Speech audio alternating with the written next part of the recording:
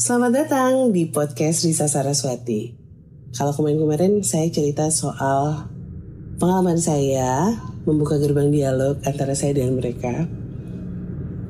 Malam ini saya akan bercerita tentang bagaimana saya survive berteman dengan hantu. Mungkin ini hal yang paling gila yang pernah kalian tahu atau kalian dengar, bahwa ada seorang anak perempuan yang menjalin persahabatan begitu kuat dengan sesuatu yang disebut hantu. Tapi itu yang terjadi sama saya, yang pada akhirnya membuat saya merasa nyaman, bahkan lebih nyaman berteman dengan mereka ketimbang berteman dengan manusia yang pada saat itu bisa disebut ya teman-teman sekolah saya, sepupu-sepupu saya di rumah, atau bahkan keluarga saya sendiri yang lain gitu, yang dekat, adik saya, papa, mama. Yang menurut saya ya hantu itu lebih menyenangkan daripada manusia.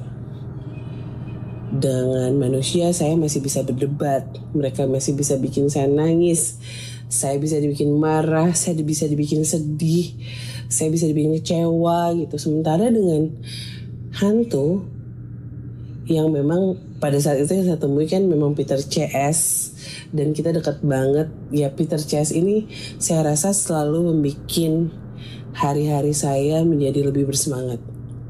Jika biasanya saya ke sekolah malas banget, ngantuk, tidur lah atau apalah, tapi begitu bersama Peter CS, ketika kami jalan ke sekolah bareng-bareng, itu beda aja, ada semangat yang gak bisa saya lupain sampai sekarang.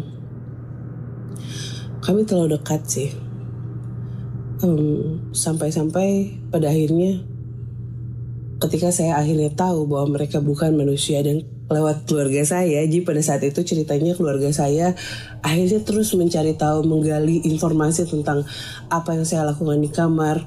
Mereka mengintip saya sedang bermain, mereka mengintip saya kemana, dan akhirnya diambil sebuah kesimpulan bahwa oke, anak ini butuh pengobatan. Dan pada saat itu selain psikiater, saya juga mendapat pengobatan secara non medis, alias melibatkan orang pintar lah, sebut saja ustadz. Bukan orang pintar ya, tapi orang yang lebih mengerti mengenai hal ini. Dan pada saat itu beliau si orang tersebut datang ke rumah, lalu meminta saya untuk memanggil sahabat-sahabat kecil saya itu. Pada saat itu saya awalnya gak mau gitu, cuman saya bilang saya yakin kok mereka ini memang orang gitu. Karena saya tetap meyakini bahwa ya mereka orang, mereka ada, dan mereka bukan sekedar halusinasi saja. Dan pada saat itu dia memanggil Peter CS melalui saya panggil Peter CS dengan lagu yang selalu saya nyanyikan bersama mereka. Abite ayena gaduh hiji boneka tekintan saena sarang lucuna. Peter, Hans, Henry, Jansen, William. Dan begitu saya panggil mereka, tiba-tiba terdengar suara yang begitu jelas dari arah sana, dari arah depan saya. Suara teriakan dari anak-anak yang saya kenal banget, yaitu Peter CS. Mereka berteriak, "Risa, tutup mata kamu, Risa, jangan buka mata kamu, tutup, Risa." Dan pada saat itu ya namanya juga anak-anak, ketika dibilang tutup mata ya pasti ngebuka gitu karena penasaran. Dan orang yang Pak Ustadz yang di sebelah aku pun bilang, buka matanya, buka, jangan ditutup. Otomatis mata saya kebuka kan.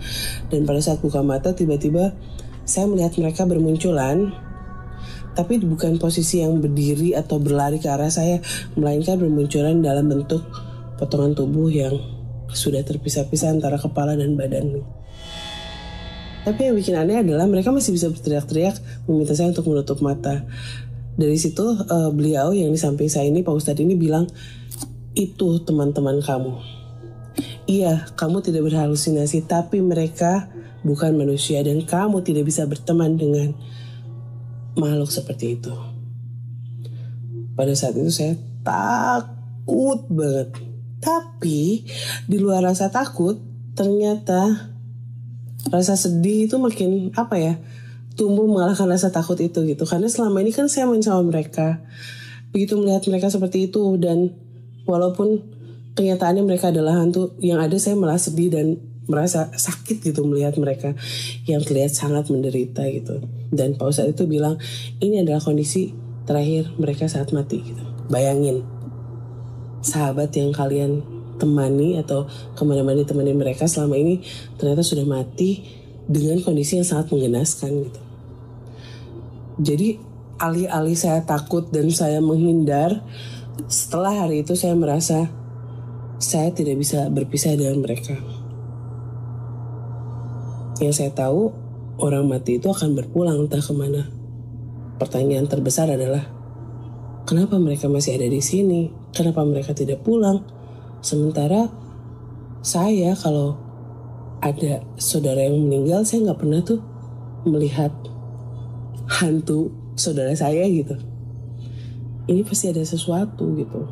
Dari situ, mulai saat itu, saya mulai terus berteman dengan mereka, dan sampai detik ini bahkan saya selalu mencari cara. Bagaimana caranya agar mereka pulang?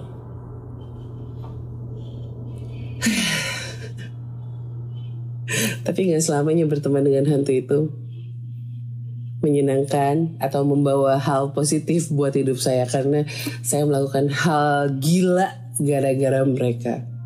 Hal gila apa? Di episode selanjutnya ya.